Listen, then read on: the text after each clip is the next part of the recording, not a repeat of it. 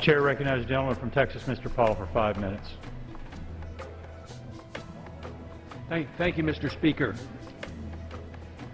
Mr. Speaker, I rise today to introduce a very simple piece of legislation to repeal the infamous Section 1021 of the National Defense Authorization Act, quietly signed into law by the President on New Year's Day. What a way to usher in the new year. Section 1021 essentially codifies into law the very dubious claim of presidential authority under 2001 authorization for the use of military force to indefinitely detain American citizens without access to legal representation or due process of law. Section 1021 provides for the possibility of the U.S. military acting as a kind of police force on U.S. soil, apprehending terror suspects, including Americans, and whisking them off to an undisclosed location indefinitely. No right to attorney, no right to trial, no day in court. This is precisely the kind of egregious distortion of justice that Americans have always ridiculed in so many dictatorships overseas. A great man named Solzhenitsyn became the hero of so many of us when he exposed the Soviet Union's extensive Gulag system. Is this really the kind of a United States we want to create in name of fighting terrorism? Some have argued that nothing in Section 1021 explicitly mandates holding Americans without trial, but it employs vague language, radically expanding the detention authority to include anyone who has substantially supported certain terrorist groups or associated forces. No one has defined what those terms mean. What is an associated force? Sadly, too many of my colleagues are too willing to undermine our Constitution to support such outrageous legislation.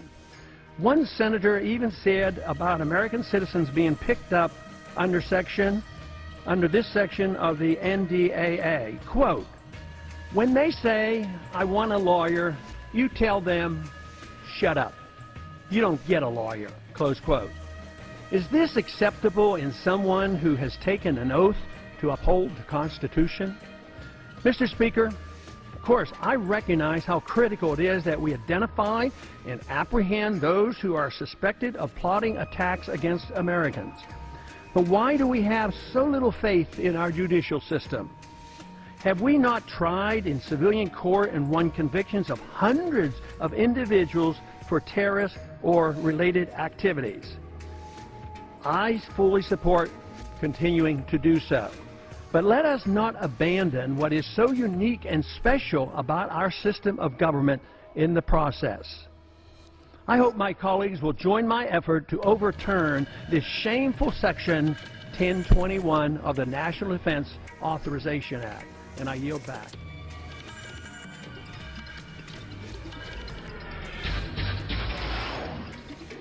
The discussion of a presidential kill list, despite its enormous constitutional ramifications, has gotten very little attention from the national media.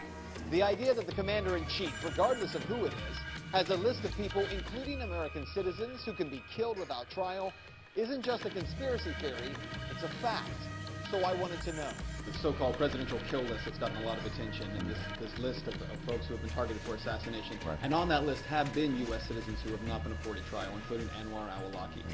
How do you, as president, or any president for that matter, regardless of party or person, utilize that power to assassinate even U.S. citizens? Well, first of all, you're basing this on reports in the news that have never been confirmed by me, and I don't talk about our national security decisions in that way.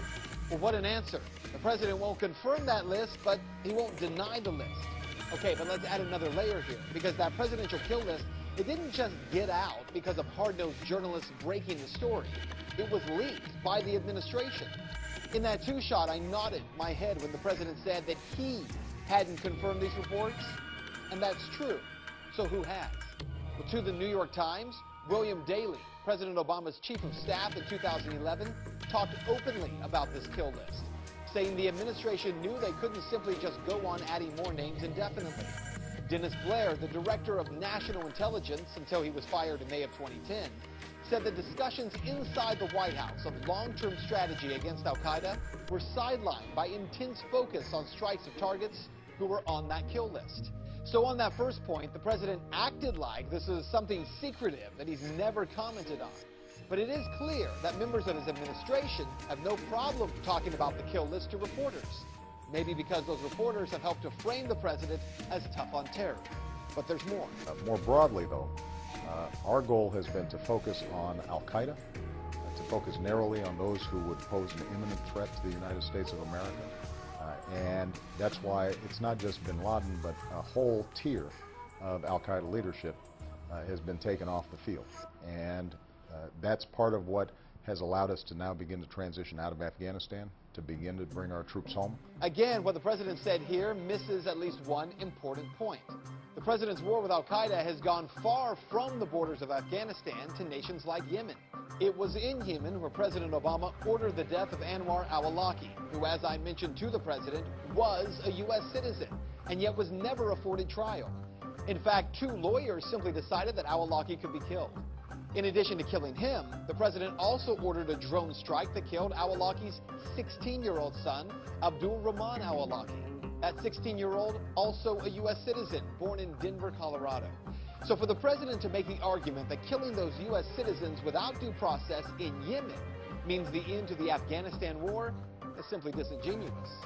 So what you need to know, the way the president played this issue with us is really quite telling.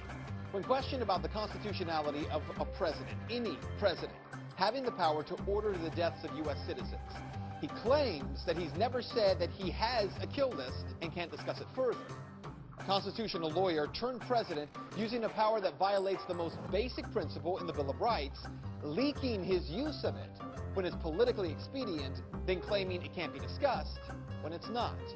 And that is reality. A new generation of surveillance drones could soon be watching us all from overhead. The Federal Aviation Administration is expected to announce plans to expand the use of domestic drones in American airspace. Eyes in the sky, similar to the unmanned aircraft that the United States has been using to target terrorists abroad. Here at home, the surveillance systems can be used to track terrorists or drug dealers, or to find missing children, or locate wandering Alzheimer's patients. Lots of different good uses, but the critics warn the use of drones presents a major threat to all of our personal privacy. Meantime, a newly discovered Air Force intelligence document leaked and posted online states, if drones capture surveillance footage of Americans incidentally, the data can be stored and analyzed by the Pentagon for up to 90 days. And that's not all. The Fox Report's chief correspondent Jonathan Hunt is with us. When are these drones likely to be flying, and how many of them might there be above our heads? Well, there's a growing number already, Shep, but according to the experts, and indeed the FAA itself, there could be as many as 30,000 of these kind of drones, 30,000 flying overhead within the next decade. Now, obviously, law enforcement agencies love these drones, and they say they'll be able to save lives in things like hostage situations or search and rescue operations. But obviously, the privacy concerns are huge, because they will, in effect, bring every single backyard in America into the authorities' view. You've always had an expectation of privacy in your own backyard. You will no longer have it with these there, and there is essentially no real legislation currently written to curtail where they can go, to limit what they can see. That's the obvious concern. The language on this document, Jonathan, incidentally getting video of Americans doing something. What does this mean? Well, for instance, one of these drones is up, say, heading down to the US-Mexico border to check out the situation there. Or it's up looking over a traffic incident in downtown Chicago. But if they're on their way flying to either of those incidents, they look down, it records in your backyard footage, say, of a whole bunch of bags of fertilizer and some tomato plants. You working on it? Are those really tomato plants? Are they marijuana plants? Are you getting that fertilizer for your garden, or are you getting it to make bombs? They then have a reason, they say, to keep that footage, analyze it for up to 90 days and start looking into all manner of things that you may or may not have been doing. Well, the U.S. Department of Homeland Security, along with the U.S. Immigration and Customs Enforcement Office, have placed a large and rather interesting order. They've ordered 450 million rounds of ammunition to be made and delivered to them over the next 5 years. Now, the company Alliant Tech Systems, or ATK, was awarded the contract to manufacture 40 caliber ammunition high-performance bullets. Apparently these bullets, quote, provide optimum penetration for terminal performance.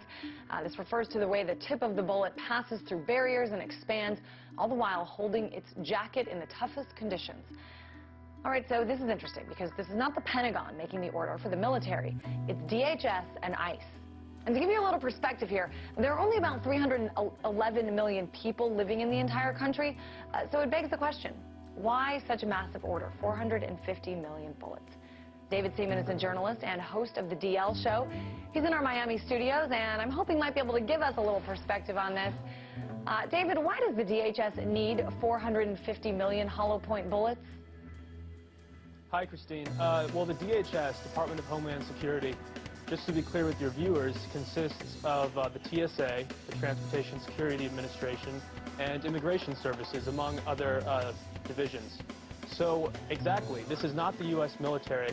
This is a domestic law enforcement agency, and the TSA are basically glorified bag screeners and airport screeners. That was their original congressional mandate, was to screen passengers before they get on an airplane.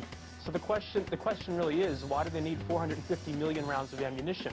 And to be fair, some people online who don't want to believe what's going on have said that this is just going to be used for target practice, or also it could be that the government is simply stockpiling ammunition because they don't want to get into a situation where there's an ammo shortage and our law enforcement officers don't have any ammunition. And those are both fair points, but that kind of ammo that they purchased from ATK, hollow point ammunition, as you had explained, it's designed to, tear through human flesh and then expand. It's designed to kill people. This is not the optimal kind of ammo you would buy for target practice. It's more expensive and it's more precise. I think that's a really interesting point to bring up. And I'm wondering, too, I mean, certainly there are a lot of layers here when we talk about the DHS purchasing this. There's not really been sort of a concrete answer as to why. But I'm wondering if there's not, a larger discussion to be had here. I mean, we're seeing gun sales in the U.S. at an all-time high. We've already seen the DHS begin hiring armed security guards to protect federal buildings. Do you think this is a sign that they're preparing for some sort of mass civil unrest? The only way they can pass this bill is by creating and sustaining a panic atmosphere. That atmosphere is not justified. Many of us were told in private conversations that if we voted against this bill on Monday, that the sky would fall, the market would drop 2,000 or 3,000 points the first day, another couple thousand the second day, and a few members were even told that there would be martial law in America if we voted no.